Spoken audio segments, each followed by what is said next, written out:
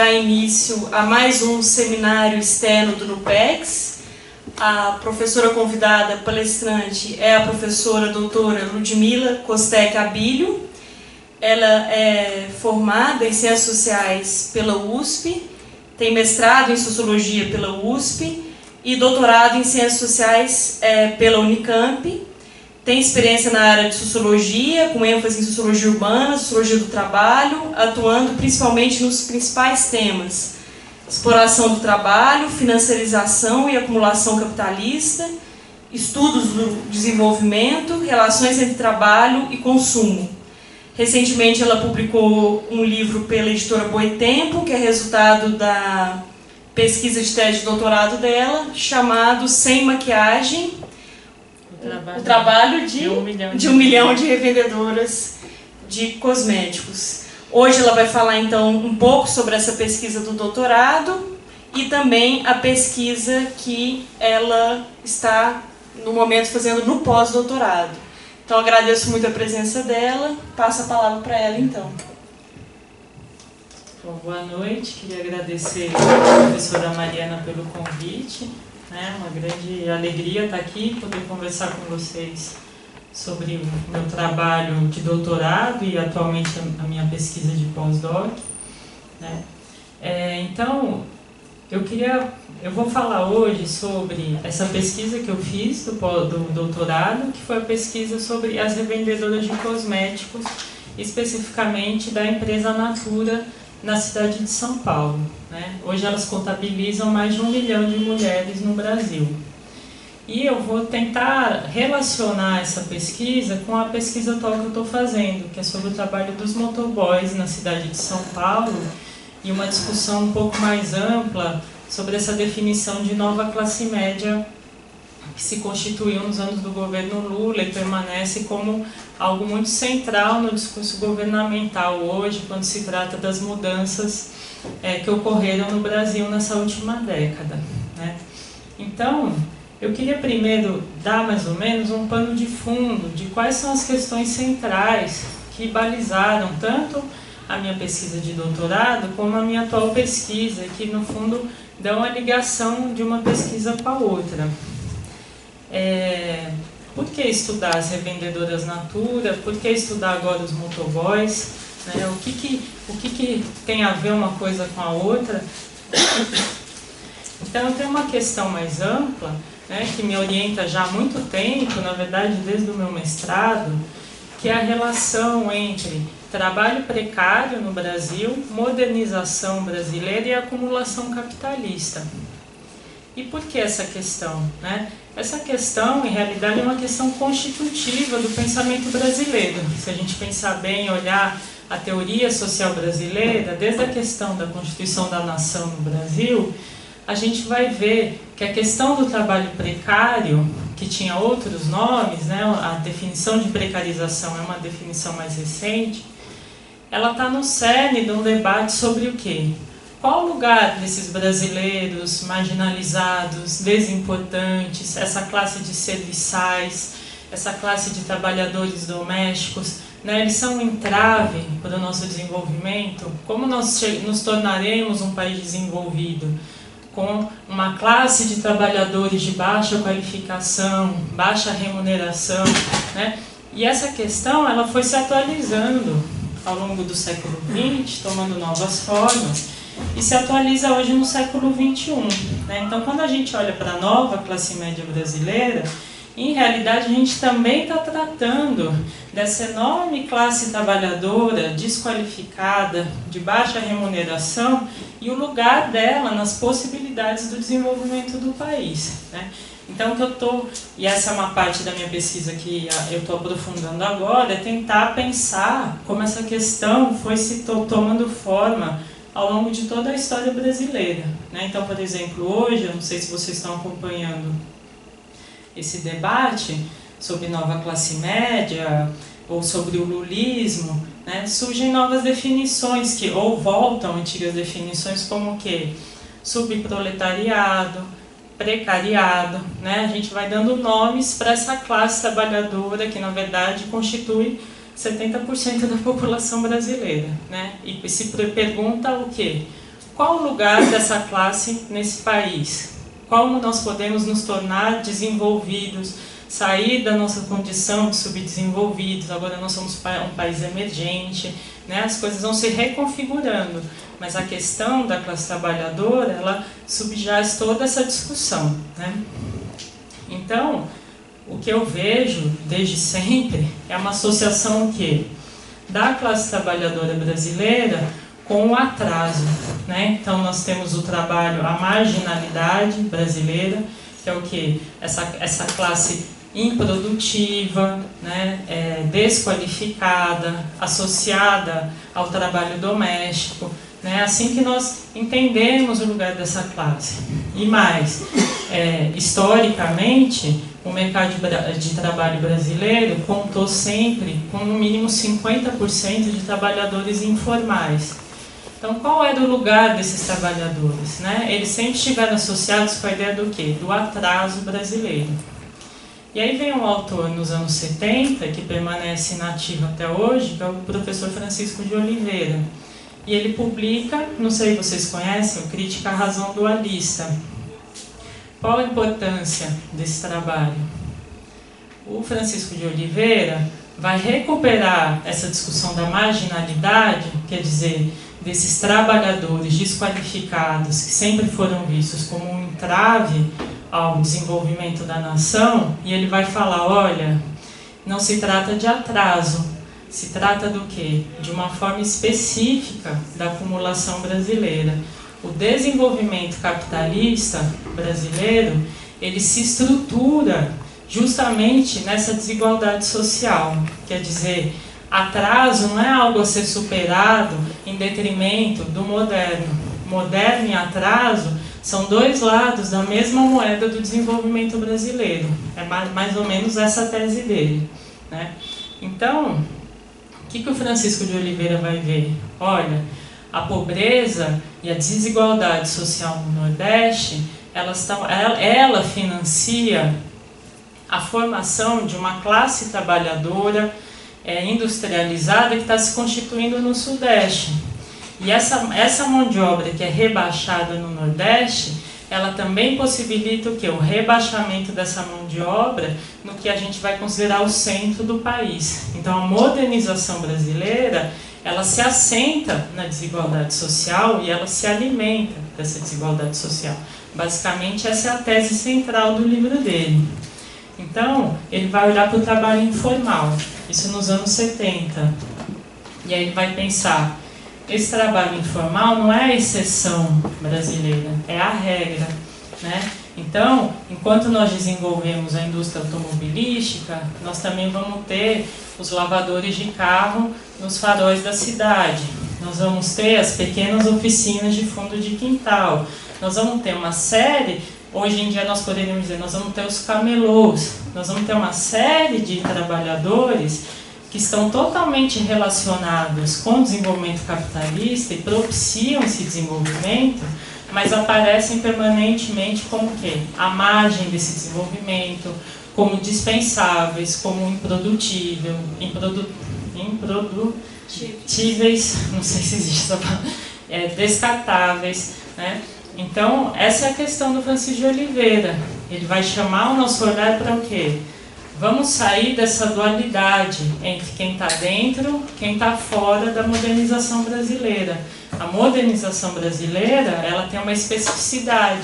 Ela se assenta na desigualdade social, ela se alimenta disso, e a acumulação capitalista brasileira, ela bebe nessa fonte da desigualdade social, né? Você constitui um imenso exército de uma mão de obra desqualificada e extremamente rebaixada. Você rebaixa permanentemente os custos da mão de obra, né? E essa mão de obra, ela está inteiramente ligada com o desenvolvimento, ela não está fora, ela é parte, ela é constitutiva, ela está até, a gente poderia dizer, no cerne dessa forma de desenvolvimento brasileiro.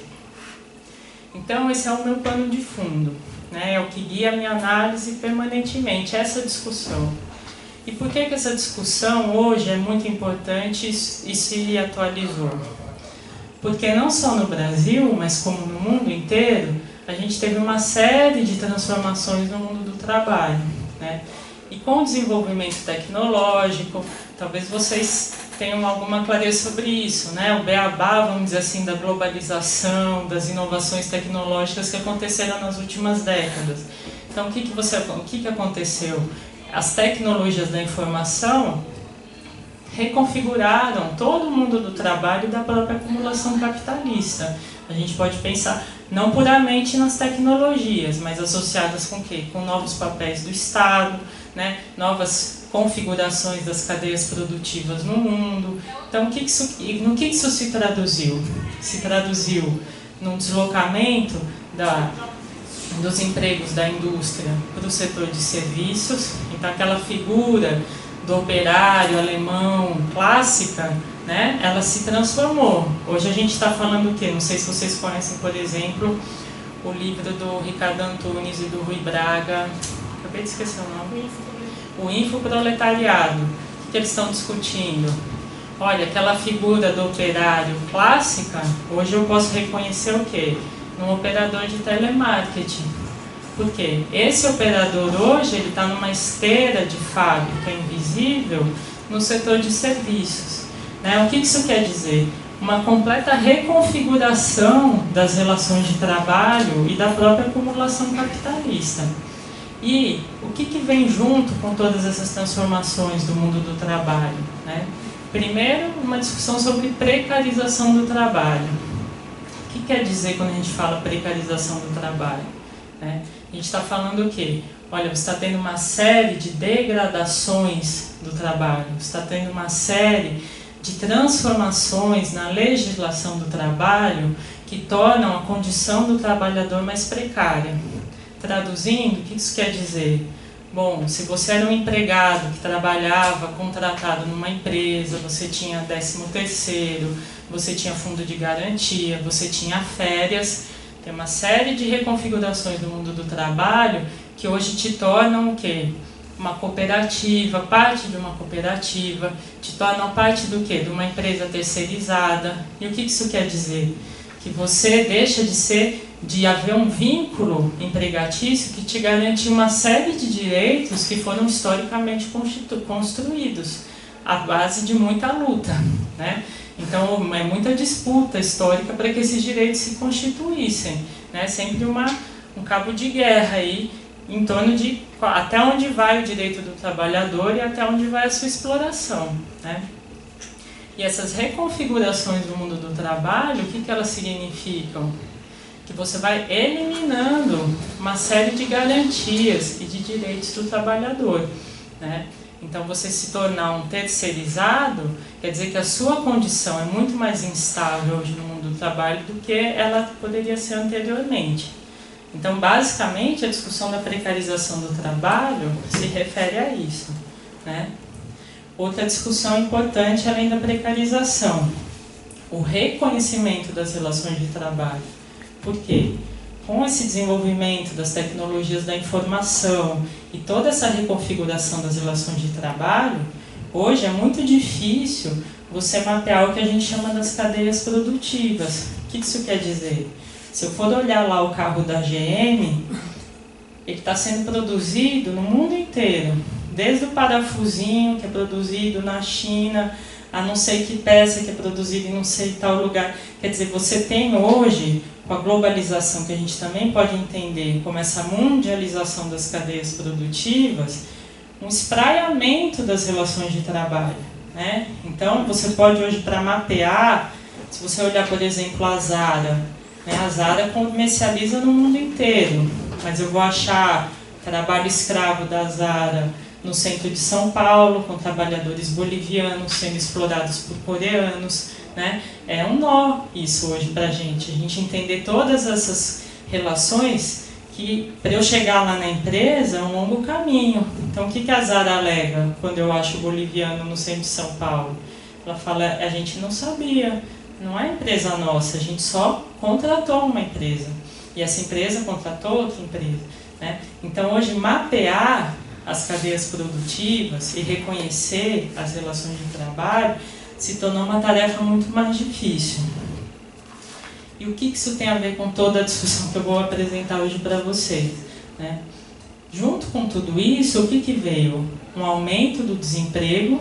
Então, a ideia do quê? As pessoas vão se tornando mais desnecessárias por conta do desenvolvimento tecnológico, né? E junto com isso veio qual outra ideia? Da descartabilidade social, né? Se vocês forem ver, muitos autores que estão discutindo desde biopolítica, transformações do mundo do trabalho, essa discussão da descartabilidade, ela perpassa as mais diversas discussões da sociologia hoje. Que é a ideia do quê? Olha, o capitalismo já não necessita de uma grande massa de trabalhadores. Se essa massa explodir hoje, ela não abala em nada o sistema, né? Porque ele já conta com uma desnecessidade do trabalho. Então, essa é uma questão central. E o que isso tem a ver com toda a nossa conversa aqui? Primeiro, como pensar em precarização do trabalho? Esse é um termo, é um jargão já utilizado das mais diferentes formas, nas diferentes línguas, ele vai ser um termo diferente, né? Mas a discussão da precarização, ela é mundial hoje, né? Ela perpassa qualquer sociólogo do trabalho em qualquer lugar do mundo vai pensar nisso, né? Mas como que a gente fala em precarização no Brasil? Se aqui no começo da conversa falando para vocês, bom, mas 50% dos trabalhadores brasileiros sempre estiveram na informalidade. 50% dos trabalhadores brasileiros, mais de 50% até 70%, ganham menos de um salário mínimo no Brasil, né? Isso é histórico, isso é constitutivo. Faz sentido falar em precarização, né? Como tratar dessas transformações do mundo do trabalho no contexto brasileiro? Essa é uma primeira questão. A segunda, a questão da descartabilidade social. Bom, se desde sempre esse país se debateu com a ideia de como a nação vai se constituir se eu tenho uma massa de trabalhadores improdutivos, né, a questão da descartabilidade sempre perpassou as nossas análises sobre o futuro do Brasil, né? Porque no fundo a gente parte do pressuposto do quê? Tem uma massa de trabalhador aqui que não contribui em nada com o nosso desenvolvimento econômico, né? Ela é desnecessária do desenvolvimento. Então, e o que eu quis fazer no meu trabalho? Isso desde o mestrado. Criticar e contestar essa percepção sobre a classe trabalhadora brasileira, né? Então, o que eu busquei fazer? Evidenciar formas de trabalho, relações de trabalho que aparecem como invisíveis socialmente, que aparecem como desimportantes e que, para mim, estão no cerne da acumulação brasileira, né? E do próprio desenvolvimento às avessas, vamos chamar assim, que é a história do Brasil, né? Então, e daí que eu fui estudar as revendedoras da Natura e hoje estou estudando os motoboys. E de que ponto de vista que eu parto, né? Pensando nessas mudanças do mundo do trabalho, que houve aumento do desemprego? Houve reconfigurações das cadeias produtivas, que deslocaram as pessoas da indústria para o setor de serviços, para o trabalho doméstico, para uma série de serviços pessoais? Houve. Entretanto, ao mesmo tempo que a gente olha isso, a gente tem que olhar um outro lado, que é o qual as pessoas estão trabalhando cada vez mais, por mais tempo, com menos garantias e em formas cada vez mais reconhecíveis de trabalho. E eu tenho certeza que se eu perguntar aqui para cada um de vocês, vocês vão me dizer que vocês sentem isso na pele, né? A gente sabe disso, a gente sabe que a gente trabalha cada vez mais, né? A gente às vezes nem sabe muito bem para quê, mas a gente sabe que as nossas garantias no mundo do trabalho estão cada vez menos seguras e nós estamos trabalhando cada vez mais e mais, em formas que às vezes nem nós mesmos sabemos dizer. Isso é trabalho ou não? Né? Quando você está lá na sua casa, respondendo um e-mail da empresa às 11 da noite, isso é trabalho ou não é? Quando você está comprando, você passa o dia comprando uma passagem aérea para ir viajar, você está fazendo algum tipo de trabalho ou não? É sobre essas coisas também que, no meio da minha análise, eu quero conversar com vocês. né? Então, como que eu cheguei nas consultoras da Natura com essa pergunta? Quando eu fiz meu mestrado, eu estudei beneficiários da Prefeitura de São Paulo, com mais de 40 anos, da periferia, que estavam desempregados e se tornaram beneficiários da gestão da Marta Suplicy, né? E aí era uma tentativa de geração de renda e de ocupação para essas pessoas, que, ao final das contas, foi muito frustrada, né? Mas que questão surgiu para mim ali? Eu fui pesquisar a vida desses beneficiários e o que estava acontecendo com a entrada das ONGs e das políticas públicas na vida dessas pessoas, né? Que aí é uma outra discussão, que é todo um campo em torno da cidadania e da gestão em torno dessas pessoas que a gente diz que são cada vez mais descartáveis, né? No fundo era essa a minha questão no mestrado. Só que como eu fui fazer trajetória de vida, fui entrevistar as pessoas, fiz várias entrevistas, etc. E o que apareceu muito forte para mim, que não era a questão da minha pesquisa naquele momento, né? Era o trabalho informal.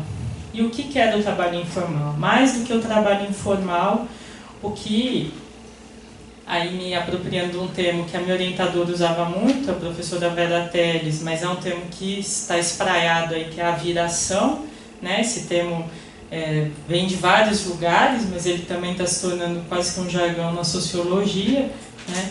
Então, o que aparecia para mim nessas entrevistas? A viração. O que era essa viração? Bom, o cara era metalúrgico, ele foi demitido nos anos 80, ele foi para a construção civil, ele foi vender algodão doce na rua, ele montou uma cooperativa, ele entrou num curso de capacitação de uma ONG, né? Então, o que eu via na vida desse cara? Ele entrou para a igreja evangélica, e aí ele entrou numa rede que arrumou um emprego para ele de ascensorista no prédio não sei da onde, né? Então, o que eu via na vida desse cara? Um trânsito permanente por diversas atividades que iam garantindo a sobrevivência dele. Quer dizer, parado ele não estava, né? Ele era um desempregado que não queria dizer que ele era um não trabalhador. Ele estava trabalhando permanentemente. Mas o quê? Em ocupações que a gente talvez nem fosse chamar de trabalho, né? Então, isso foi aparecendo para mim. E na vida das mulheres? Bom, as mulheres são donas de casa, aí elas fazem uma capacitação numa ONG, elas começam a fazer costura para fora, aí ela começa a costurar a toalhinha, que daí você vai entender que ela está costurando toalhinha que lá na ponta chega na Artex, mas ela está lá, ela é costureira a domicílio, na casa dela, que recebeu um curso de capacitação de uma ONG, né? E aí, isso aparece como trabalho? Ou ela é a dona de casa que virou beneficiária da prefeitura, né? Então, você viu uma série de ocupações e de atividades que a gente pode nem reconhecer como trabalho, mas o que eu vi fazendo pesquisa na periferia de São Paulo é o quê? As pessoas estão em plena atividade. E será que isso é improdutivo?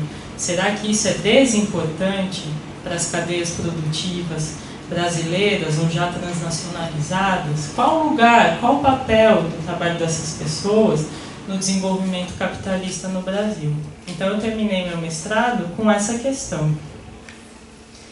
E aí eu me dei conta, né, das revendedoras da Natura. Comecei a ficar atenta a isso. Bom, por quê? Porque nessas entrevistas, nessas beneficiárias, uma das ocupações dela era a revenda de cosméticos, né? E eu pensei, bom, talvez esse seja um caminho para eu problematizar um trabalho que mal é reconhecido como trabalho, mas espera aí, a Natura hoje é líder do mercado brasileiro, né? Em vários anos a Natura consecutivamente se manteve como líder do mercado de cosméticos. Concorrendo com o quê? Com grandes empresas, como a Procter & Gamble, ela concorre, né? E ela bate essas empresas, e ela se transnacionaliza também, né? Então, eu de cara saquei, bom, a minha discussão central entre modernização e precariedade, eu já sei que aqui vai dar pano para manga. né? E eu comecei a ir atrás disso. E no que eu comecei atrás disso, eu me dei conta, isso ali em 2007, que já havia no Brasil 400 mil mulheres revendendo Natura, né? Hoje é 1.300.000. Então, a cada ano da minha pesquisa, eram mais 200 mil mulheres que se tornavam revendedoras. Isso é um número gigantesco, né? Você pensar que a cada ano, 200 mil pessoas, né? Então, eu comecei com 400 mil, no fim do meu doutorado era 1 milhão de mulheres, né? E essa maioria de trabalhadoras femininas, né? Que é uma questão também muito interessante para a gente pensar. Então, eu comecei a estudar essas revendedoras. E aí, a primeira questão que me assustou muito foi esse contingente, né, que eu não imaginava que tinha essa proporção. E qual foi a segunda surpresa, que também deu muito pano para manga na minha discussão, né? O perfil dessas mulheres. Por quê? É um perfil extremamente heterogêneo. Então, você tem mulheres das mais diversas condições sociais, né, com diversas qualificações, com diversas idades, com diversas condições sociais, né, revendendo Natura. Então, esse também foi um pano para manga para pensar. O que está acontecendo no mundo do trabalho aí, que está engajando tantas pessoas em tantas diferentes condições? O que tem nessa relação de trabalho que me propicia entender algo que pode ser um movimento mais geral no mundo do trabalho, né? Então eu vou contar um pouco para vocês primeiro como que é essa relação de trabalho da Natura, né? A Natura, ela se apoia numa relação que ela não reconhece como uma relação de trabalho, para ela é uma relação de serviços, né? Isso é muito importante porque ela está totalmente amparada juridicamente, não há nada de ilegal no que a Natura está fazendo, e todas as outras empresas que trabalham com sistema de revendas, né, que se chama Sistema de Vendas Diretas. O que é isso?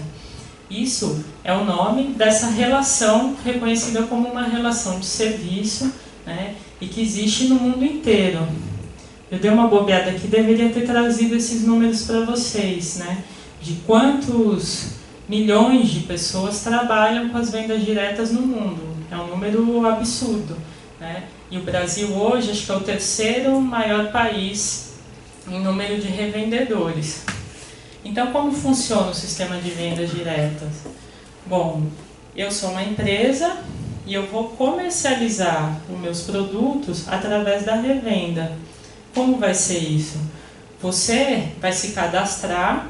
Você precisa de requisitos mínimos, né? Varia de empresa para empresa. Da Natura é você ter mais de 18 anos, ter seu nome limpo, etc. Assim, é bem básico para você se tornar um revendedor, né? E você se cadastra como um revendedor e eu vou te reconhecer como, na verdade, eu, empresa, como um comprador. Então, você é um comprador dos meus produtos que compra com 30% de desconto.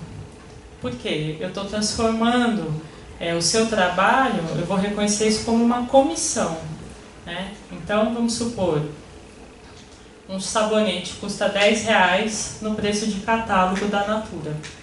Se eu sou revendedora, eu vou pedir esse sabonete e ele vai custar R$7 para mim.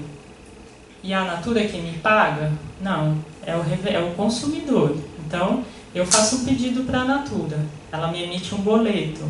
Eu pago esses R$7 do sabonete e eu revendo ao consumidor pelo preço de catálogo. Então, eu revendo por R$10. Então, os 30% da minha comissão vem nessa minha relação com o consumidor, né? Eu ganho os R$3 que o consumidor me paga. A Natura me viu como uma compradora, né? E o que ela faz? Os revendedores não pagam o preço do catálogo, eles pagam esse preço do catálogo menos os 30% de desconto, né? Então é uma relação de serviços, né? A Natura não me reconhece como alguém que vende os produtos, por isso que é revenda, porque na verdade ela vendeu os produtos dela para mim, eu sou uma revendedora, né? Então, para ela, não há uma relação de trabalho entre nós. Eu sou uma compradora dos produtos dela, né? Então, contando como funciona o mecanismo, para daí eu contar alguns cálculos aí para vocês. Então é isso. Primeiro eu ganho 30% de desconto. A gente pensaria, bom, então tá ótimo, né? Ela compra, ela revende, justo, tá bom para a Natura, tá bom para a revendedora, tudo bem.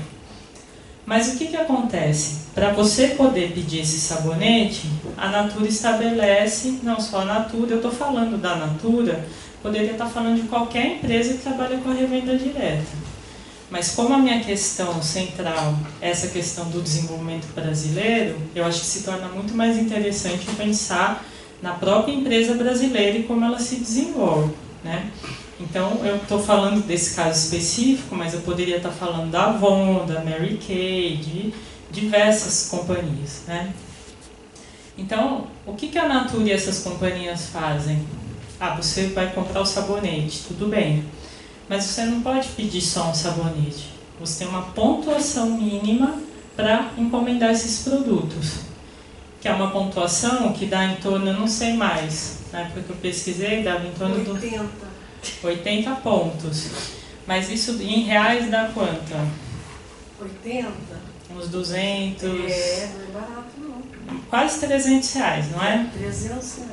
Então vamos... Se você fizer 100%, devia usar uns 300 reais. Uns 300 reais. Então o que acontece? Nós vamos ter relatos depois pessoais sobre a Natura. Eu sou uma revendedora assim, fajuta, né? Como milhares. Mas assim, é isso mesmo, tá certo. A Roseli não vai me deixar mentir nessa noite. Não. Então vamos entender por que é importante esses pontos. Bom, 80 pontos, isso dá 300 reais. E por que é importante? Ela falou, sou uma revendedora fajuta. Se a gente for traduzir ela nos termos aqui do que eu pesquisei, ela está na categoria das revendedoras que, na verdade, se tornam consultoras para poder consumir os produtos Natura. Por quê? Bom, eu queria um sabonete Natura. É muito mais interessante para mim pagar 7 e minha comissão eu vejo como um desconto do que pagar 10, né? Então, o que eu vou fazer? Eu viro uma consultora e eu compro os produtos da Natura com desconto. É basicamente isso. Então, são revendedoras consumidoras, que eu chamo na minha tese, né? Só que para eu consumir um sabonete que custa 10, eu preciso arrumar mais 290 reais em produtos, certo? Por quê? Porque eu preciso fazer 80 pontos, né? Então, se eu não fizer os 80 pontos, eu não posso fazer um pedido. Então, o que eu faço? Eu começo a pedir coisas que eu não vou consumir necessariamente imediatamente, né? E o que eu faço? Eu começo a fazer um estoque, ou mais. O que eu faço? Eu começo a revender Natura para minha vizinha, para minha família, ou eu começo a dar Natura de presente em qualquer lugar que eu vou, né? Então, o que eu faço? Eu quero consumir, mas isso vai me dar um pouco de trabalho, né? Eu vou ter que gastar mais do que eu queria e eu vou ter que ou fazer isso, ou dar de presente, ou vender para outras pessoas. E isso faz o quê? Porque a revendedora, que queria só ser consumidora, ela se envolva com as revendas, né? E ela passa a revender de fato esses produtos, né? Então tem um investimento dela aí que para ela é visto como o quê? Como parte dos procedimentos que ela tem que fazer para poder consumir. Então esse é o primeiro tipo de revendedora, a consumidora, né? E muitas mulheres têm essa relação com a Natura. Na verdade, elas querem consumir os produtos, né? Mas não é só isso. Eu encontrei mulheres que fizeram disso a profissão delas. Então, essas mulheres fazem o quê? Ela faz uma jornada de 8 horas de trabalho, ela tem clientes, ela calcula todo mês quanto que ela vai investir em produto, quanto que ela vai ganhar, né? Onde que ela vai levar esses produtos, para quem, como, né? Ela vê isso como um trabalho, é o trabalho dela, né? Então essas são as revendedoras trabalhadoras de fato. E tem uma terceira categoria que são o quê? Mulheres que vão revender juntamente com outros trabalhos delas. Então o quê? Aquela professora que vende Natura na escola, a secretária que vende Natura para as colegas de trabalho, né? O que ela faz? Ela está trabalhando num trabalho formal, reconhecido e revendendo ao mesmo tempo, né? Então o que eu fui vendo são diferentes relações de trabalho que você pode ter ao revender os produtos. Então eu vou contar um pouco alguns casos para vocês, que fica mais bacana para a gente pensar por que essas questões são importantes, né? Então, por exemplo, a primeira pessoa que eu entrevistei era uma professora de uma escola particular em São Paulo, né? E como que eu cheguei nessas pessoas? Primeiro eu cheguei, todo mundo aqui conhece uma revendedora Natura, não é isso? Então todo mundo tinha uma revendedora Natura para me indicar. Eu cheguei nessas revendedoras, só que elas eram muito parte da minha própria rede, né? Elas estavam muito... Eu pensei, bom, meu olhar aqui está enviesado, eu só estou vendo pessoas que estão dentro do meu próprio universo. E o que eu fiz? A Natura, se você coloca um CEP, porque você quer achar uma revendedora, ela te dá um nome de revendedoras que pagam uma diferença lá para ter o nome delas constando nesse site, né? Ela te dá o contato de várias revendedoras. Então o que eu fiz? Eu pus diversos CEPs, né, buscando lugares diferentes de São Paulo, e mandei um monte de e-mail, né, explicando mais ou menos que eu estava fazendo uma pesquisa, que eu queria entender o papel da mulher no mercado de trabalho, etc. E aí algumas me responderam, né, você manda 100, 10 respondem, 5 dão entrevista, e assim vai, né. Então, no fim, eu fiz 20 entrevistas com essas mulheres. E aí, a primeira mulher que eu entrevistei era uma professora de um colégio super reconhecido de São Paulo, né? Eu fui num France Café com ela, a gente sentou e tal. E ela foi a primeira pessoa que topou me dar entrevista, né? E aí ela sentou e falou assim para mim, de cara: olha, eu vim aqui, mas você está falando com a pessoa errada, porque eu não sou uma revendedora Natura, eu sou uma professora. Eu pensando, mas ela respondeu, ela que veio aqui, né? E aí ela falou assim para mim, porque eu vendo na escola, mas eu não vendo, os produtos se auto-vendem, né? Minha profissão é professora, eu não sou uma revendedora, né?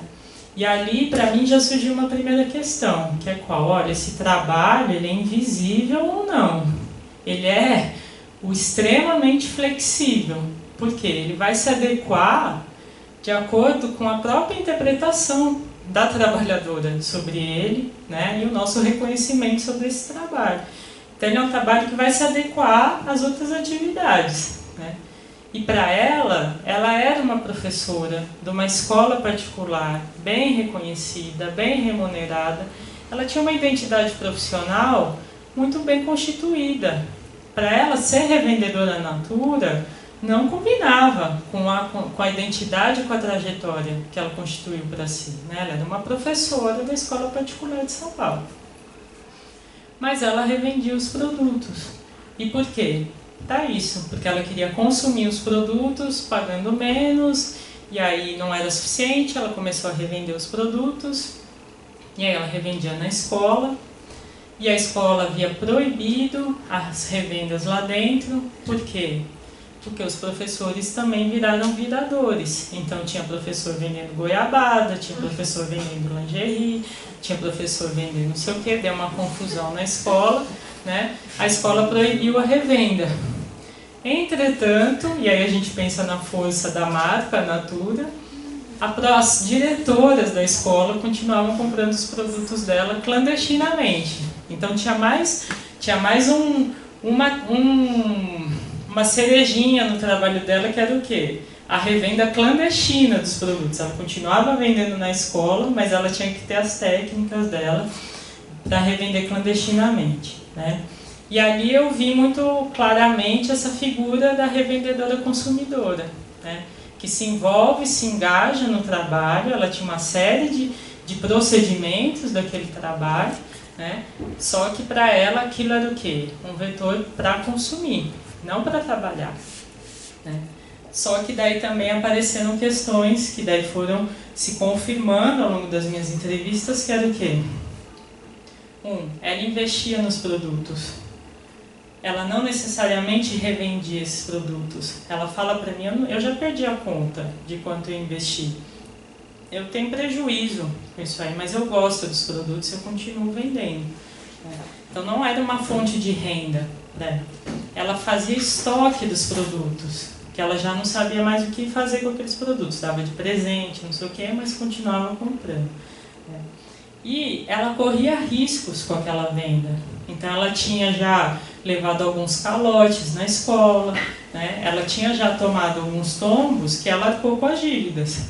Então eu vi ali, bom, é para ela consumir? É, mas tem uma série de pequenos riscos dessa atividade que estão na mão dela e não na empresa, né? Então foi a primeira questão aí que apareceu para mim. E vi isso, bom, se você tem uma identidade profissional muito bem assegurada, a sua relação com as revendas vai ser na lógica do consumo. Aí cheguei numa delegada de polícia, né? Ela é uma investigadora da Polícia Federal. Revendedora? Revendedora. Salário de 17 mil? Não sei qual é o salário dela, né? E ela falou o que para mim? Que ela revendia, ela me mostra a cartela de clientes, então ela fichou todos os clientes dela, ela tinha o perfil dos caras, que os caras consumiam, ela sabia exatamente, ela tinha mais de 100 clientes, né? E o que ela fazia? Ela vendia só no prédio onde ela trabalhava, da Polícia Federal, né? E ela vendia com 20% de desconto. Quando ela fez isso, o que ela garantiu? Que a concorrência ali não ia nascer, né? Então eu brinco na tese que ela tem um monopólio legítimo das vendas dentro do prédio da Delegacia Federal. Por quê? Só ela vende Natura, né? E ela vende abrindo mão de 20%. Quer dizer, ela está abrindo mão, na verdade, de 2/3 da remuneração dela, ela transforma em desconto, né? E isso garantiu para ela um alto índice de clientes, né? Ela vende pra caramba. E aí eu vejo como que o negócio dá trabalho, porque ela fala para mim, eu acordo às 5 da manhã, eu faço todos os pedidos, eu empacoto, eu separo os produtos, eu arrumo os pedidos, eu levo, eu distribuo, eu passo com um carrinho de feira nos andares dos prédios da Polícia Federal. Fiquei imaginando essa cena, né? Durante o expediente ela está vendendo Natura, né? E daí, uma segunda coisa muito importante, além dessa questão da pontuação, são os descontos e as promoções que a Natura faz. Então, o que ela faz? Nesse ciclo, se você comprar um sabonete, você ganha um segundo de graça. O que a revendedora faz? Bom, eu vou comprar, porque aí nesse segundo sabonete, 100% é dela, não é 30%. Né? Ela vai vender por R$10, mas ela não pagou por aquele sabonete. Então, o lucro dela aumenta mais 70%. Então, os ciclos de promoção as promoções no ciclo são muito importantes para as revendedoras, que é o que garante para ela um lucro extra. Só que essas promoções são disputadas, né? Já são 1 milhão de revendedores. Então você tem que acordar cedo, você tem que garantir que você vai ter acesso a essas promoções. Algumas subestabelecem, né? Algumas o quê? Subestabelecem. Passa um catálogo para outras pessoas. Eu vou falar disso. Que é a revendedora da revendedora. Para a gente ver que não é só 1 milhão. Na verdade, a gente não sabe quantas mulheres vendem Natura no Brasil. É impossível calcular, né? Então, eu vejo na fala dessa delegada o quanto aquilo é um trabalho, né? Ela termina a jornada de trabalho dela e ela tem uma série de procedimentos que ocupam muito do tempo dela. Mas mais do que isso, durante o tempo de trabalho dela, ela está revendendo Natura, né? E o que isso tem a ver com o mundo do trabalho em geral? Já tentando juntar a reflexão com descrição aqui para vocês, né? Será que a gente não faz isso o tempo inteiro, né? Nós não estamos preenchendo os poros do nosso tempo de trabalho com outros trabalhos, né? Quando você está lá na pausa do seu trabalho pesquisando a passagem aérea, tem alguma coisa de trabalho aí no seu tempo de trabalho que você nem está reconhecendo como trabalho, mas na ponta tem alguém que economizou bastante em custos de distribuição? Vamos pensar assim, né? Então essa é uma primeira questão que eu vou falar um pouquinho mais depois. Mas enfim, o que ficava evidente, que a Revender Natura é algo extremamente flexível e adaptável a qualquer atividade. Então, no seu tempo livre, dentro do seu tempo de trabalho, você pode revender Natura. E ela combina com as atividades, né? Ela não concorre. E ninguém vai, a não ser na escola lá, vai falar, olha, é ilegal você vender Natura aqui. A não ser que isso, em algum momento, vá atrapalhar a produtividade do seu trabalho. No fundo, é isso que está em jogo, né? Então, ela vai se adequando às outras atividades. E aí eu conversei com uma gestora de recursos humanos de uma super empresa em São Paulo, e ela falou para mim, nossa, eu sou muito encafifada com a Revendedora Natura, porque para mim ela é o que há de ultramoderno no mercado. Eu falei, poxa, é isso, né? Esse é o nó da questão. Por quê?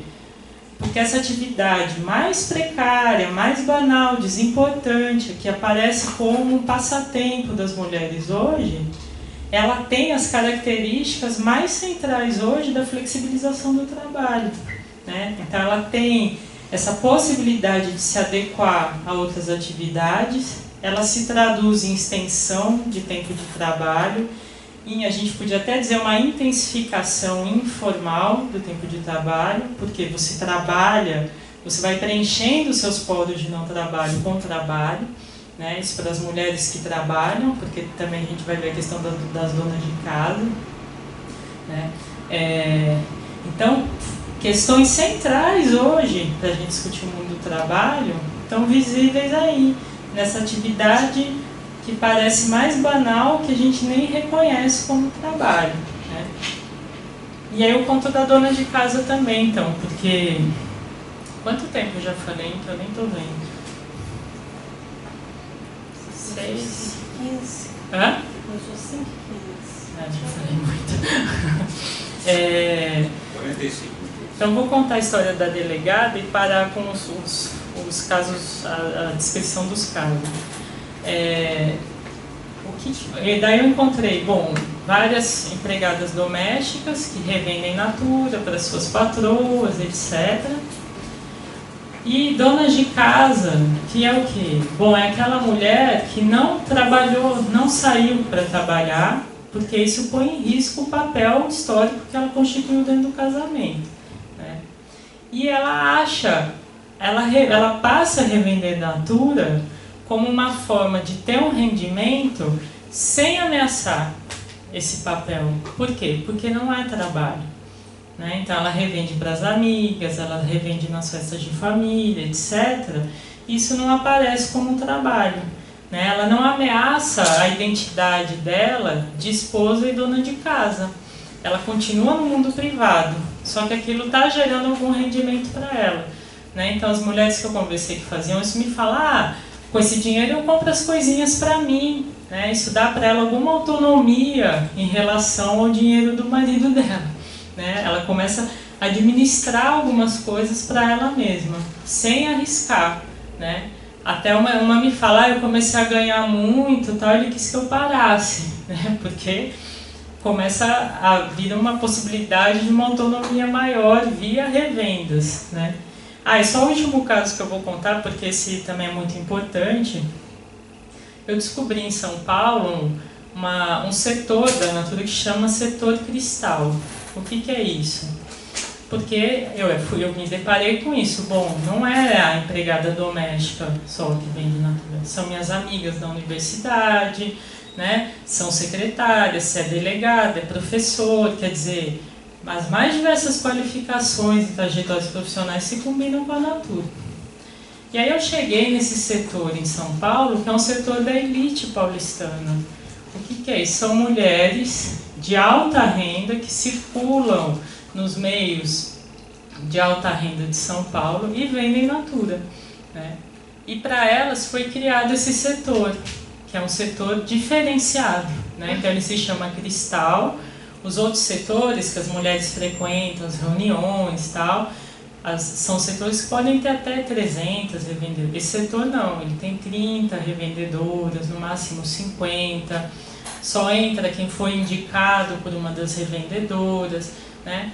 E essas mulheres garantem a entrada dos produtos na classe que está consumindo os perfumes franceses, produto francês, produto importado.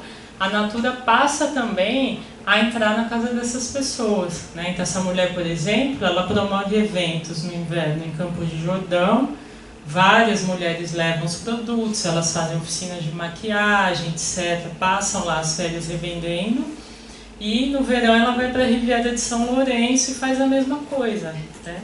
Então a gente vai vendo como esses produtos vão entrando nas mais diferentes classes, das mais diversas maneiras, né? É uma capilaridade absurda. Então esse é um panorama geral, vamos dizer assim, do trabalho empírico, onde já foram aparecendo algumas questões. Bom, essas mulheres trabalham, sem parecer que trabalham, né? Elas arcam com riscos. Quais riscos? Elas fazem estoque do produto para garantir a pontuação, mas não necessariamente elas vendem esses produtos. Então elas estão investindo nos produtos sem ter uma garantia do retorno, né? Elas gastam um tempo de trabalho para realizar essas atividades, elas adiantam, porque elas pagam a Natura e não necessariamente recebem dos clientes, né? Então a relação da Natura com essas mulheres é muito bem amarrada via um boleto bancário, né? Que se ela não pagar tem juros altos, o nome dela fica sujo. A relação dela com os clientes é informal, né? São daí as aptidões dela em garantir que esse pagamento vai ser efetuado. E aí todas já tinham sofrido calotes, né? Não teve uma revendedora que não tenha arcado com os produtos não pagos, né? Então essas são as primeiras questões, né? Há uma série de riscos na venda, na atividade dessas mulheres, que parecem muito pequenininhos, né, porque estão diluídos, mas se a gente olhar de longe, a gente vai ver que a empresa está transferindo diversos riscos da distribuição para esse 1 milhão de mulheres diluídas, né, e é difícil a gente reconhecer a importância disso, né. Bom, mas aí eu quis olhar para o lado da Natura. Por quê? Eu queria entender como que se organiza isso? Como é possível uma empresa tão moderna, etc., se organizar a partir da distribuição desse 1 milhão de mulheres? Porque como que a gente vai entender isso? Olha, a líder de mercado brasileiro não tem lojas, ela não distribui nas farmácias, nos supermercados. Como que ela está garantindo essa liderança de mercado? São 1 milhão de mulheres. Mas e como que ela estrutura isso? Como que é possível que isso dá certo, né? E aí eu fui visitar a fábrica da Natura. E aí é o que eu falo na tese, que é a relação entre informalidade, quando a informalidade se traduz em informação. Por quê? Porque a atividade dessas mulheres do lado de fora se torna uma informação dentro da fábrica. O que isso quer dizer? Que toda a linha de produção da Natura é orientada pelas revendas. Então a Natura não tem estoque, ela não fabrica os produtos antecipadamente. Eu não sei se vocês conhecem isso, é o just in time, que a gente chama, né? Que isso é uma grande inovação, o just in time. Qual que é a importância dele nas relações de produção? Just in time. O que isso quer dizer? Bom, se antes eu era uma empresa e eu estimava, olha, eu vou vender tantos 1000 carros esse ano e eu produzo esses 1000 carros, mas aí eu só vendo 800, eu investi nessa produção de 200 carros que eu não vendi. São riscos da comercialização, que, como eu contei para vocês, as revendedoras arcam com esses riscos, porque elas fazem estoque dos produtos que não necessariamente elas vão vender. Mas e o just in time, o que ele faz? Ele possibilita uma inversão, que é o quê? eu não produzo mais o carro e daí eu comercializo ele e revendo. Eu produzo esse carro no tempo da própria revenda. Então, o que isso quer dizer? Você foi lá na concessionária e comprou o carro, aí eu produzo esse carro. Né? É mais ou menos isso, para a gente entender. Né? Então, quer dizer o quê? Eu não vou produzir além do que vai ser consumido. Então, você tem uma inversão que o lado de fora passa a organizar a produção. Né? E a Natura funciona assim. Então, quando a revendedora faz o pedido, isso vira uma informação dentro da fábrica e naquele momento que ela faz o pedido dela é produzido. Ele é fabricado naquele momento. Né? Então, é muito interessante você pensar nessa dinâmica. Que é lá, a professora revendendo na escola, quando ela faz o pedido, isso vira uma informação, vira uma caixinha numa esteira, totalmente automatizada, né, que vai passando por todos os produtos da Natura, vão caindo os produtos que ela encomendou, é tudo codificado, né, e no fim essa caixa é despachada e chega em um dia, ou 2, 3, dependendo de onde a revendedora morar. Mas né? os pedidos são cíclicos, de 30 em 30 dias? Ou Não. menor? Não, você pode fazer, tem um limite, né, de quantos pedidos você pode fazer. Mas você tem que fazer um pedido que alcance aquela pontuação. Se hoje eu alcancei 100, amanhã eu alcancei de novo, eu faço de novo. E conforme você está mais tempo revendendo, o limite de pedidos que você pode fazer vai aumentando.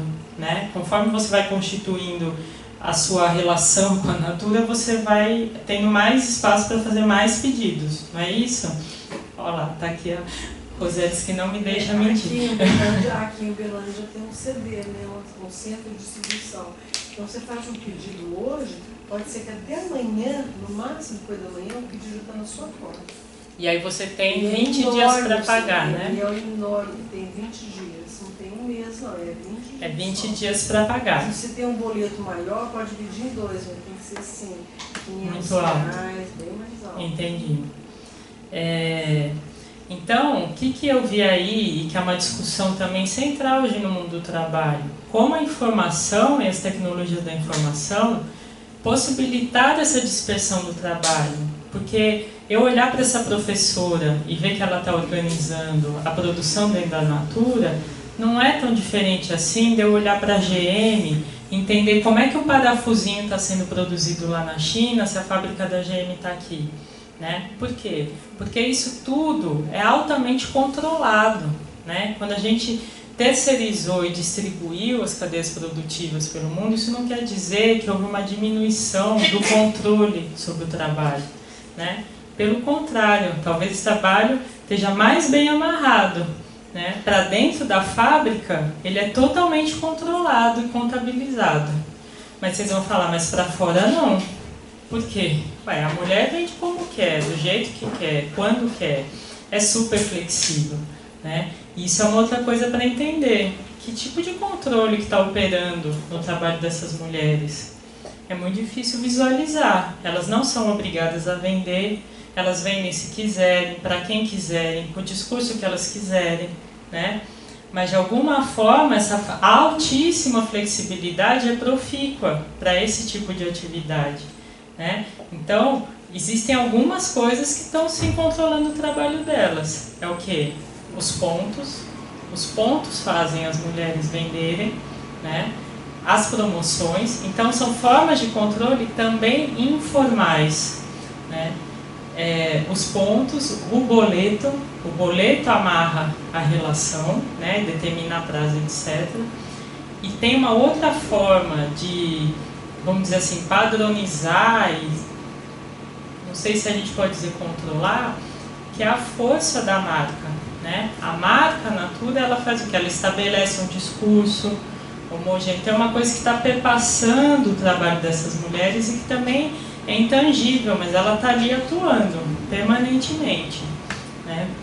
Elas têm um mínimo de tipo assim, elas têm um limite de tempo de não pedir para continuar? Tem, se você ficar 3 meses sem fazer o pedido, você tem seu cadastro suspenso. Isso também né? é uma forma de coisa. Isso também é uma forma de controle, exatamente. Agora a Natura, ela investe muito em cursos e nas reuniões os vídeos são assim, belíssimos, muito bons e que incentiva. E o produto realmente é muito bom. O produto é bom, né? E isso que ela está falando é muito importante. Essas reuniões que a revendedora vai, se quiser ou não também, né? Elas fazem o que? Elas servem como uma espécie de treinamento para essas revendedoras, né? Porque são apresentados vídeos, os produtos, os novos produtos, etc. Né? Então, é uma forma de consolidação da marca aí que é feita através dessas reuniões. Bom, aí eu vou dar uma acelerada aqui, porque eu me empolguei e passou muito tempo. Por que esse trabalho é tipicamente feminino? Né? Por que são as mulheres que aderem a essa atividade? E aí a pergunta acho que mais interessante para a gente fazer hoje em dia é por que os homens estão vendendo Natura? Né? Porque está crescendo o exército. Não há homem vendendo Natura. A 5%, só que está aumentando. Tá. O que quer dizer que está também acontecendo algo no mundo do trabalho masculino, que os homens estão aderindo a essa atividade. Né? Então, eu queria falar em linhas gerais para vocês. Por que essa questão do trabalho tipicamente feminino? Né? E olhando para a Natura, de alguma forma eu tentei problematizar que, na verdade, as características centrais hoje da flexibilização estão muito associadas ao trabalho historicamente feminino, né? Tipicamente feminino dos mais antigos. Né? Então, questões hoje que pautam o mundo do trabalho sempre foram constitutivas do trabalho das mulheres. Que questões são essas? Eu estou fazendo trabalho dentro de casa. Isso é trabalho? Não é. Claro que é, mas é reconhecido? Eu tenho salário, eu tenho aposentadoria? Não tenho.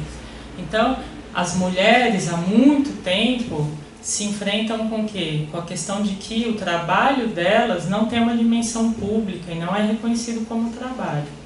Então essa é uma primeira questão. O trabalho doméstico, que se realiza a empregada doméstica, a faxineira, no Brasil especificamente, há um controle sobre o tempo de trabalho dessa mulher? Existe a definição clara entre o que é o trabalho dela e o que não é? O que é a jornada de trabalho estabelecida, o que não é? Que atividades ela tem que fazer, quais não lhe cabem? Essa é uma questão histórica do trabalho doméstico. Né? E finalmente a gente deu um passo no Brasil que foi o quê? De reconhecer os direitos das empregadas domésticas. Né? E isso ainda vai ser fruto de muita luta para acontecer na prática. Né? Por quê? Porque você não tem como regular, né, fiscalizar e botar essa figura do Estado. Por que a importância do Estado nisso? Porque o Estado dá mediação pública entre o trabalhador e o empregador. No fundo, o Estado ele consegue estabelecer de alguma forma quais são os limites da exploração do trabalho, certo? Mas dentro de casa, o Estado não entra. É a sua relação, patrão-empregado. Não tem regulações públicas. E esse é o grande impasse da PEC das domésticas. Por quê? Como é que você vai fiscalizar a casa das pessoas? Você pode um fiscal bater e entrar na sua casa? Né? Então, essa é outra questão histórica associada ao trabalho feminino. É possível reconhecer e delimitar publicamente, por meio de direitos, o que é e o que não é trabalho? Essa é uma questão que as trabalhadoras domésticas se deparam há muito tempo. Ainda com o trabalho das mulheres, é possível delimitar, se eu não sei delimitar o que é e o que não é tempo de trabalho, eu consigo reconhecer o que é extensão do tempo de trabalho, o que essa mulher trabalha mais e não aparece como trabalho. Então a mulher trabalha 8 horas fora de casa, chega em casa e desempenha uma série de tarefas. Ela continua trabalhando, mas eu não reconheço esse trabalho dela, certo? Ou o trabalho a domicílio. Eu costuro em casa para fora. Existe um controle sobre o meu tempo de trabalho? Tem algo que me diz, sua jornada é de 8 horas, Ou eu vou trabalhar de acordo com o número de pedidos que eu tenho que atender, né? Não é isso? O que é isso, gente? A trabalhadora em casa, ela tem que fazer 1000 paninhos de prato. Então ela trabalha até atender esses 1000 paninhos de prato. Se eu pensar hoje nas grandes empresas, do que eu estou falando? Do trabalho por metas. É diferente? Né? Hoje, a gente tem relógio de ponto nas empresas? Em algumas ainda tem, né? Não vamos dizer que não.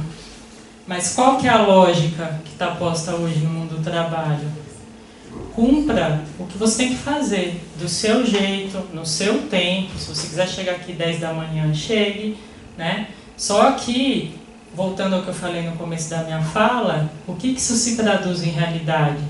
Em muito mais trabalho, né? A realidade da flexibilização do trabalho é o quê?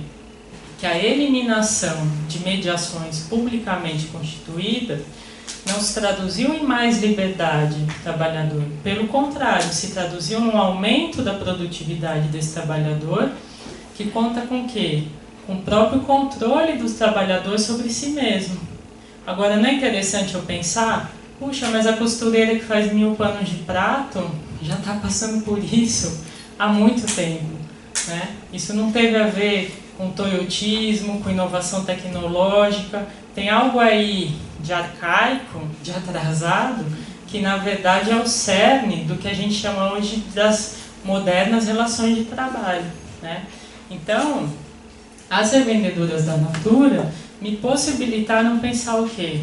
Nessa série de transformações do mundo do trabalho, a partir de uma atividade que não tem reconhecimento social, não é reconhecida como trabalho, não tem regulações do trabalho, né? Entretanto, ela envolve hoje mais de 1 milhão de mulheres plenamente engajadas em revender.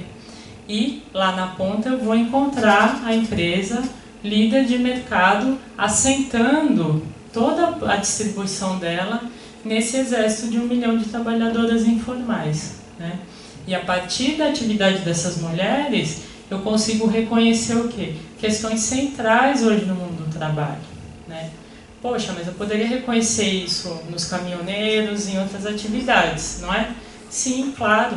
Só que nesse caso aqui é o quê? Entender como um trabalho que nem aparece como trabalho e que está associado a esse trabalho tipicamente feminino e tipicamente desimportante, não reconhecido, né? Ele está no cerne da acumulação de uma das maiores empresas do Brasil. E mais do que isso, ele me possibilita reconhecer características do que há de mais moderno hoje no mundo do trabalho, né? Então essa foi as questões gerais. Eu queria aprofundar mais, contar para vocês como que eu pensei na questão dos riscos, da acumulação, mas aí se a gente conversar e falar um pouco mais, não vai estender muito, né? Deixa eu ver aqui quanto tempo que já deu mais de 1 hora. Tá, eu só vou fazer um link com os motoboys e aí, se for o caso, a gente fala mais sobre eles, né? Porque também o que ficou para mim, que ficou em aberto de toda a análise que eu fiz aí da Natura? A questão da invisibilidade social. Em que sentido?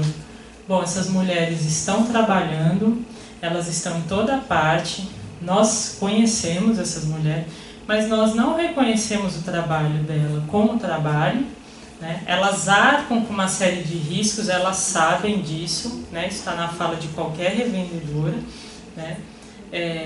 Só que isso não está em questão. E por que não está em questão?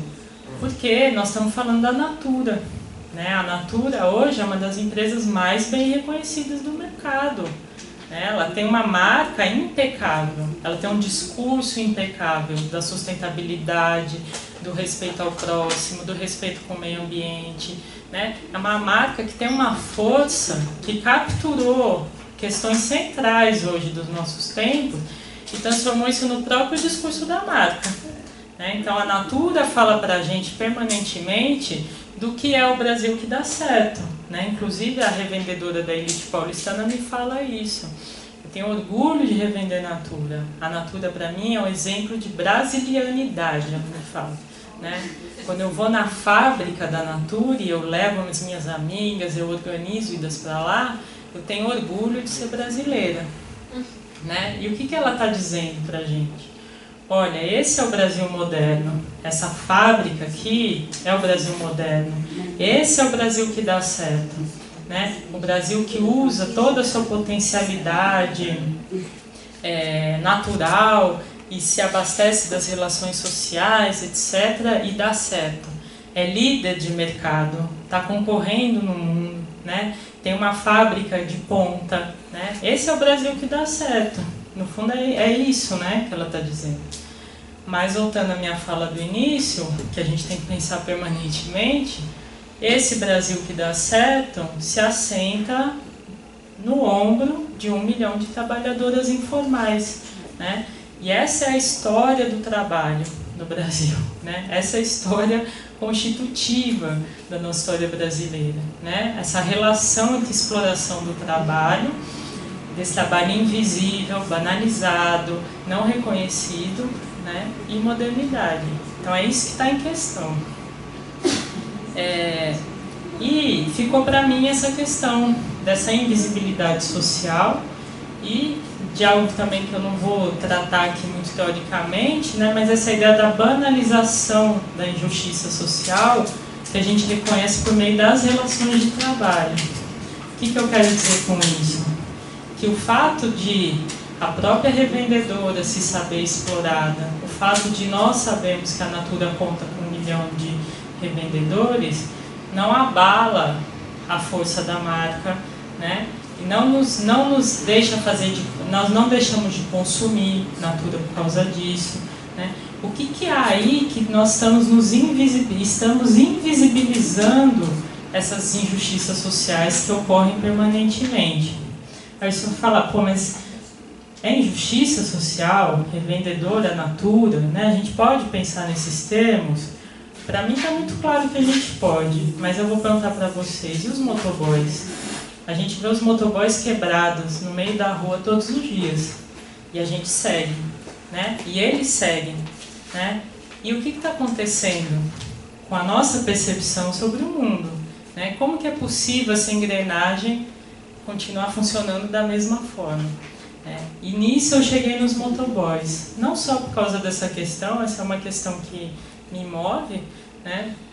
E que não tem muita resposta, na verdade, mas eu terminei meu trabalho da Natura pensando na batalha do mundo do trabalho. Tem uma promotora de vendas que me fala, olha, a consultora Natura é uma guerreira, ela sai, ela vende, ela volta para casa, ela anda, né? Ela é uma guerreira. E a gente tem que pensar mesmo nessa batalha que é hoje o mundo do trabalho. E se tem um batalhador guerreiro é o motoboy, né? Porque o cara sabe todos os dias que pode ser que ele não volte para casa, pode ser que ele se quebre, né? Ele está o tempo inteiro botando o corpo dele em risco, né? Então é um trabalhador que de fato, se a gente quer botar em dúvida a Natura, e a gente podia ficar horas aqui discutindo isso, acho que com os motoboys é uma coisa indiscutível, né? O tanto da guerra que ele está enfrentando cotidianamente, né? Eu acho que o motoboy, ele materializa essa guerra do trabalho e do mundo que a gente está, né? Então ele está vencendo o tráfego, ele está vencendo o tempo, ele está vencendo uma série de desafios permanentemente para se manter vivo, né? Essa que é a real do trabalho do motoboy. Mas por que eu cheguei neles, né? Porque aí no meu pós-doc eu permaneci com a questão do desenvolvimento brasileiro e quis estudar essa formação dessa nova classe média brasileira, que para mim é muito clara, é um discurso ideológico sobre a classe trabalhadora no Brasil. Então a gente teve uma série de transformações que não sei nem se a gente pode chamar de fato de transformações, a gente poderia dizer uma série de melhorias na vida dos trabalhadores que se traduz o quê? Em redução dos níveis de pobreza, né? Então você teve aumento de crédito, você teve bolsas, benefícios sociais e aumento do salário mínimo e aumento do emprego, né? E redução do trabalho informal. Isso foi muito celebrado no Brasil. Por quê? Porque finalmente o trabalho formal é mais alto que o informal no Brasil, né? Até então, o mercado de trabalho era predominantemente de trabalhadores informais, né? A relação se inverteu. Não que a informalidade não permaneça aí a todo, né? Então, você teve a constituição dessa nova classe média brasileira, que na verdade é uma representação das transformações que aconteceram na vida desses trabalhadores. E os motoboys são uma categoria muito típica dessa nova classe média, né? Que na verdade, para mim, eu nem gosto de ficar falando de nova classe média porque a gente está falando da classe trabalhadora brasileira, né? Mas a gente tem que entender esse discurso, porque de fato os potenciais de consumo dessa classe subiram, né? Só que a gente só fala em consumo. Quando se fala hoje no desenvolvimento brasileiro, não se fala em trabalho. Então a gente não sabe de fato que transformações ocorreram na vida desses trabalhadores em termos de trabalho. Por exemplo, voltando para a Natura, por que estourou? De 200 mil nós chegamos em 1 milhão, né? O setor de cosméticos e higiene pessoal no Brasil é um dos setores que mais faturou com as mudanças promovidas pelo governo Lula. Por quê? Porque a classe que eles chamam classe D e C adentrou um mercado que não chegava nela. Então, pessoas que não podiam consumir Natura, hoje estão consumindo Natura, né? Pessoas que não compravam creme, não sei o que, para pentear, hoje estão comprando, né? E no que isso se traduziu também? Em mais trabalho. Por quê? Porque essas consumidoras se tornaram trabalhadoras, né? Então, essa questão da nova classe média, eu tento trabalhar ela a partir do quê? Da perspectiva do trabalho. Eu quero entender, mesmo entendendo, levando a sério que isso é uma fortíssima construção ideológica sobre a classe trabalhadora brasileira, né? Eu quero entender que relações aí se transformaram nesse contexto de desenvolvimento brasileiro, de neodesenvolvimentismo, que é outra discussão que eu não vou entrar aqui, mas que eu faço e critico, etc., né? Então eu cheguei no trabalho dos motoboys em São Paulo, e é interessante porque é um deslocamento do trabalho tipicamente feminino para o trabalho tipicamente masculino, né? Existem mulheres que trabalham como motogirls, eles falam, mas elas são uma super minoria, né? E aí, assim, vou dar alguns dados e contar só um pouco do trabalho dos motoboys para vocês, porque senão acho que fica muito extensa a minha fala, mas não há dados precisos sobre quantos motoboys existem em São Paulo. Tem dados que variam de estimativas de 200 a 500 mil, né? Só em São Paulo. Existe a estimativa de que sejam mais de 900 mil no Brasil, mas não há um dado preciso sobre isso, né? A profissão deles foi regulamentada e reconhecida no governo Lula, né? Eles foram reconhecidos como uma categoria profissional. Isso se traduziu numa série de deveres e custos para esses trabalhadores. Eu não sei se vocês se lembram de protestos organizados que eles fizeram em São Paulo, né? Eles pararam a Marginal de Pinheiros, eles fazem uns flash mobs muito eficientes, né? Porque eles estão na cidade inteira, o tempo inteiro, e quando os 100 param, aquilo vira 1000 e para o trânsito. Os motoboys, assim como os caminhoneiros, têm a possibilidade de parar a cidade, né? Eles podem parar o trânsito completamente. E por conta do que esses protestos? De uma série de medidas que eles iam ter que arcar, isso ainda está em disputa e está sendo implementado, né? Que são roupas especiais, é o curso obrigatório, itens de segurança que o motoboy tem que passar a ter para ser motoboy, né? E aí vou contar rapidamente, se vocês quiserem a gente fala mais disso depois, mas o que eu vi do trabalho dos motoboys, né? Como que eu cheguei neles? A minha pesquisa está em andamento, eu fiz questionários que eu formulei e eu chegava nas empresas de motoboys e eu tentava pegar os caras já fora da empresa, né? Que você tem essas empresas terceirizadas de motoboys, então eu quero um serviço motoboy, eu não ligo para o motoboy, eu ligo para a empresa tem os motoboys que estão ali esperando, os caras saem, eles ganham pela distância percorrida, né? Tem uns tipos de contrato, mas eu não vou entrar nisso agora. São diferentes relações de trabalho que eles podem ter, né? E o que eu estava falando? Que eles da empresa... Você fez o questionário. O questionário. Então eu fiz esse questionário com perguntas fechadas, mas não me interessava muito fazer um survey sobre os motoboys, né? O que eu fiz? O questionário foi um meio de eu chegar no cara e conseguir conversar com ele. Então eu mesma aplicava o questionário e conforme ele ia respondendo, eu fazia uma pergunta mais ali e tal, né? E motoboys que toparam me deram contato deles e depois eu fui fazer entrevista. Mas no meio disso eu comecei a trabalhar da aula e meu campo foi interrompido. Agora eu estou tentando reaver os contatos e voltar para o campo, que é uma pena, porque a hora que o campo consolidou eu parei de fazer, né? Mas eu fiz 30 questionários até agora e conversei depois, né, nas entrevistas, com 4 motoboys. E aí, assim, o que eu entendi até agora? Bom, a questão do rendimento, eles estão dentro do que a gente chama hoje de nova classe média, né?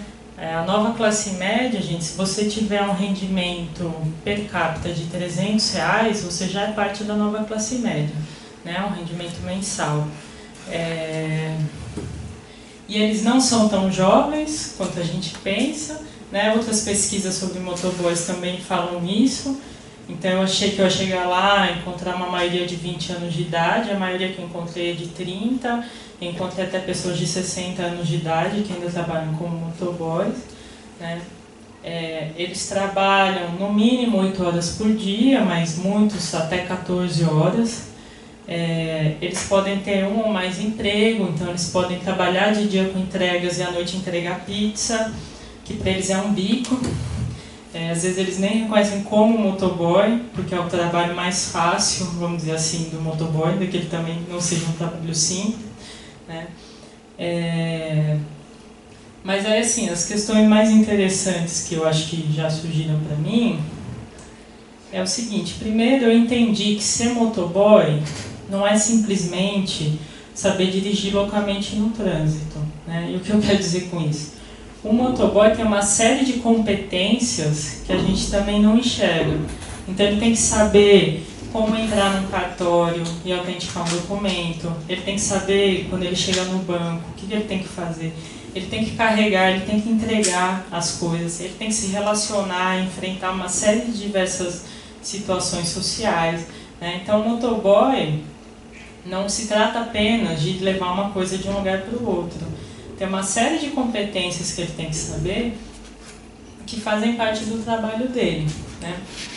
Até se vocês quiserem ler a legislação que regula a profissão do motoboy, é muito interessante. A lista de coisas que ele tem que fazer, entregar, cuidar, muita coisa. E o que eu vi? Eu vi uma grande diferença de remuneração entre os motoboys e que eu demorei para conseguir entender. Então eu vi desde o motoboy que trabalhava 10 horas por dia e ganhava R$1.000, ao cara que também trabalha 10 horas por dia e me disse que ganha R$3.000, até R$4.000, né? E eu não estava entendendo como isso funciona. Até que conversando com um motoboy que virou flanelinha no centro de São Paulo, mas continua trabalhando esporadicamente com motoboy, ele me falou: olha, os motoboys, existe o cachorro louco e o sem noção. E aí ele desconstruiu para mim a figura do cachorro louco. Eu achei muito interessante isso, né? O que é o sem noção? O sem noção é o cara que chega na empresa, que senta no sofá, já chega atrasado, fica esperando a vez dele de fazer uma entrega. Aí ele não cuida direito da moto, ele sai, o chefe liga sem... Esse é o cara me falando: sem noção, cadê você? O sem noção fala: meu pneu furou, né? Ele não garante a entrega 100%, ele não sabe fugir da polícia, ele não sabe fazer os melhores caminhos, né? Ele não sabe chegar no cartório e autenticar o documento, né? Ele é o cara que ele não tem muita pressa. Ele é o cara que não está dando a vida e o sangue pelo trabalho da melhor forma possível, né? Então, o sem noção é esse cara que está adentrando o mundo do motoboy e tendo uma relação ainda meio distanciada com o trabalho, vamos dizer assim, né? E o cachorro louco? Bom, o cachorro louco é isso, é o cara que vai garantir a entrega no tempo certo, da forma certa, né? E aí é o cara que está na loucura e que a gente conhece essa figura bem clara do cachorro louco, né? Então, pensando aí nas questões do mundo do trabalho, o cachorro louco é o que tem o saber fazer da profissão, vamos dizer assim. E esse saber fazer envolve permanentemente um equilíbrio entre riscos, arranjos, jeitinhos, né, e conhecimentos. Então o cachorro louco ele joga com isso permanentemente, né? E aí eu posso contar um pouco mais para vocês depois das coisas que eu vi dos motoboys, né? Mas qual que é a questão central de novo? Voltando para a relação entre modernidade e precariedade, né? São Paulo se torna um dos centros financeiros do mundo, né? É a cidade em termos dos ciclos de finanças e negócios e serviços, ela é o centro do Brasil, nesse sentido, né? Claro que nós vamos ter outras discussões sobre o que são os centros e o que não são. Mas São Paulo, se a gente for olhar lá o que a Saskia sempre falou das cidades mundiais, é uma cidade mundial, né? Ele está completamente interligado aos circuitos das finanças e serviços, etc. Ao mesmo tempo, é uma cidade que esse circuito, materialmente, ele não funciona se você não tiver, no mínimo, esses 200 mil caras dando a vida para os documentos e bens circularem pela cidade. São eles que garantem a circulação no tempo, né? Então eles estão... E aí o próprio corpo, eu retomo a discussão do David Harvey, né, sobre a compressão tempo-espaço, e na verdade o Harvey está o tempo inteiro pensando que ele está olhando para a esfera da circulação para pensar, olha, o capitalismo, a questão da realização do valor no espaço, né, essa relação entre tempo e espaço está no cerne da acumulação, na verdade isso está em disputa o tempo inteiro. Também teria que falar disso melhor, mas enfim, acho que dá para a gente entender, né?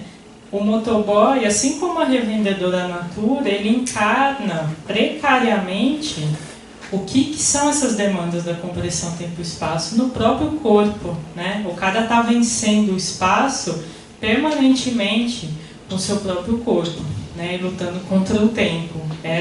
Isso a gente vê encarnado no trabalho do motoboy, né?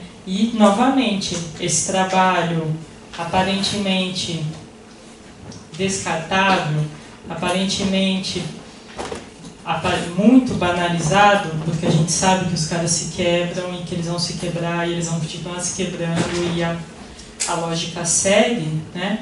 Está no centro o que hoje? Dessa distribuição na cidade de São Paulo, né? Eles estão garantindo a circulação da informação que precisa ser materializada, né? Esses caras estão no meio de tudo isso. Então é um caminho que eu vou explorar melhor ainda, mas muito importante para a gente entender essa relação entre modernização e precariedade e desenvolvimento, né? E não só isso, os motoboys também, vamos dizer assim, são os novos serviçais. Por quê? Eles são encarregados de uma série de serviços pessoais, como transportar o cachorro para o veterinário, né, entregar o galão d'água na sua casa. Eles também estão no circuito, entregar sua pizza, né, eles também estão inseridos nesse crescimento dos serviços pessoais na cidade, né. Então é muito interessante que eles transitam nessas, e mais a distribuição de drogas, né, eles estão envolvidos em diversos circuitos, né. E, de novo, uma transferência de riscos que está acontecendo nas costas desses caras, né?